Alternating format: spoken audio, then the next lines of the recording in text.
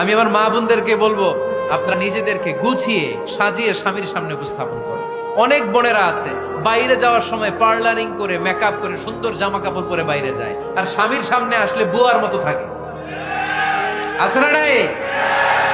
স্বামীর সামনে পচা জামা, ছিঁড়া জামা, চুলের মধ্যে নাই সুগন্ধি, নিজেকে গুছিয়ে রাখে না, সামলে রাখে না, কাজের বুয়ার মতো নিজেকে উপস্থাপন করে স্বামীর সামনে। আর বাইরে গেলে মেকআপ করে পার্লারিং করে যায়। হওয়া দরকার ছিল উল্টা, বাইরে আপনি সাদা সিধা ভাবে যাবেন, বোরকা দিয়ে নিজেকে ঢেকে যাবেন। বাইরে যাওয়ার সময় কোনো নারী পারফিউম ইউজ করে যেতে পারবে না। নারীরা যত পারফিউম ইউজ করতে মনে চায় আপনার বেডরুমে, আপনার স্বামীর সামনে, ঠিক কিনা? স্বামীর সামনে পারফিউম ইউজ করেন, নিজেকে উজাড় করে সাজান স্বামীর জন্য। এই প্রতিটা সাজুগুজুতে সওয়াব আছে না নাই? ইসলাম কতটা চেক এন্ড ব্যালেন্স, কতটা ভারসাম্যপূর্ণ জীবন ব্যবস্থা।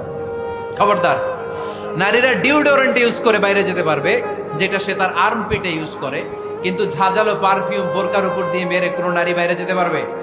কথা বলেন। সুনানে নাসাইর হাদিস, আল্লাহর হাবিব বলেন, আইয়ুমা ইমরাআতিন ইস্তা'সারাত নাফসাহা ফামাররাত আলা কওমিন লিয়াজিদু রিহাহা ফাহিয়া জানিয়া। কোন নারী যদি তার জামার উপর দিয়ে পারফিউম মেখে পুরুষ লোকের দৃষ্টি আকর্ষণের জন্য ঘরের বাইরে বের হয়, যতটা পুরুষ তার চেহারার দিকে লোলুপ দৃষ্টি নিয়ে তাকাবে, ততটা পুরুষের সাথে জিনার গুনাহ ওই মহিলার আমলনামায় তুলে দিবে কে? পারফিউম মেখে যদি কোনো নারী বের হয় এই উদ্দেশ্যে যে ছেলেরা আমাদের প্রতি আকৃষ্ট হবে, যতটা ছেলে তার দিকে তাকাবে, প্রত্যেকটা ছেলের সাথে জিনার গুনাহ আল্লাহ তাআলা এমনি তার আমলনামায় তুলে দিবে। নাউজুবিল্লাহ পড়েন। এজন্য খবরদার, নিজেকে সাজিয়ে গুজিয়ে স্বামীর সামনে উপস্থাপন করুন, সাজিয়ে গুজিয়ে। অনেক স্ত্রীরা আছে ড্রাইভারের সাথে কথা বলার সময় মিষ্টি হাসি দিয়ে কথা বলে। বাজারে শপিং করতে গেলে আসসালামু আলাইকুম ভাই, কেমন আছেন? কি সুন্দর আসসালামু আলাইকুম। স্বামীর সামনে আসলে আর এই মিষ্টি কথাটা নাই। আছে না নাই? বাইরে তোমার চিকন গলায় কিসের আসসালামু আলাইকুম? হ্যাঁ না, বাইরে আপনি আসসালামু আলাইকুম দিতে যাবেন না, ঝটপট করে কর্কশ ভাষায় কথা বলে শেষ। কেউ ফোন দিয়েছে, হ্যালো কে? স্বামীকে চায়, উনি বাসায় নাই, কাট।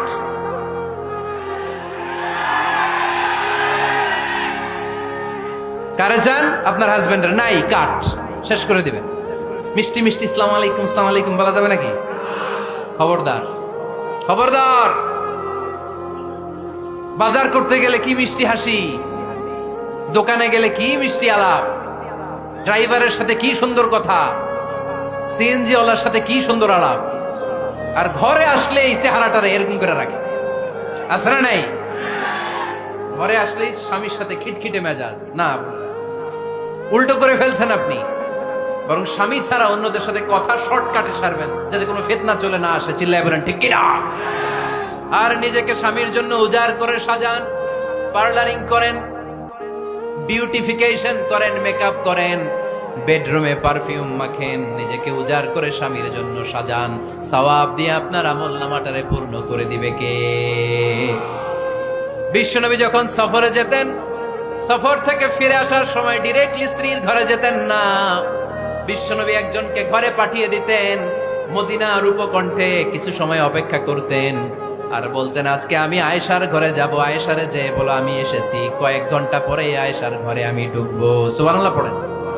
স্ত্রীকে সময় দিতেন, কারণ স্ত্রী হয়তো কাজ করে, ঘর গুছায়, ঘেমে থাকতে পারে, তাকে নিজেকে গুছানোর জন্য সময়ের দরকার আছে না নাই? লম্বা সফর শেষ করে, সেই বুখারীর হাদিস, বিশ্বনবী যখন সফর শেষ করে মদিনায় ফিরতেন, ডিরেক্টলি স্ত্রীর কাছে যেতেন না, মদিনার উপকণ্ঠে ওয়েট করতেন এবং বার্তাবাহককে পাঠাতেন, যে বলো যে আজকে আমি সফিয়ার ঘরে থাকবো। সফিয়াকে সময় দিতেন 2-1 ঘন্টা, যাতে নিজেকে সাজিয়ে নিতে পারে। সুবহানাল্লাহ। এজন্য প্রতিটা স্ত্রীর উচিত, আমার মা বোনেরা যারা আপনার মহিলা প্যান্ডেল থেকে শুনছেন, নিজেকে উজাড় করে স্বামীর জন্য সাজান। আপনার সাজুগুজু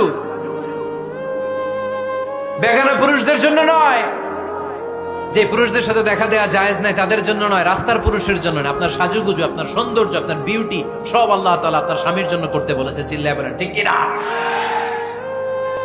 10 নাম্বার দায়িত্ব, স্বামীর ক্যাপাসিটির বাইরে না যাওয়া।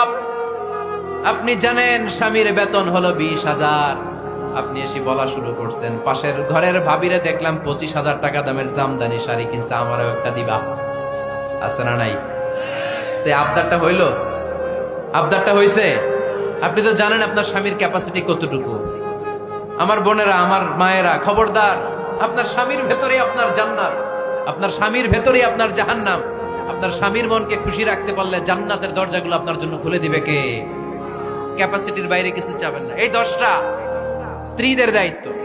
এই 10টা পয়েন্ট যদি কোনো স্ত্রী স্বামীর জন্য এইভাবে স্যাক্রিফাইস করে করে এইভাবে আঞ্জাম দিতে পারে, এই স্ত্রীদের জন্য জান্নাতের দরজাকে খোলা রেখেছে কে? আওয়াজ করে বলতে হবে, খোলা রেখে দিয়েছেন কে?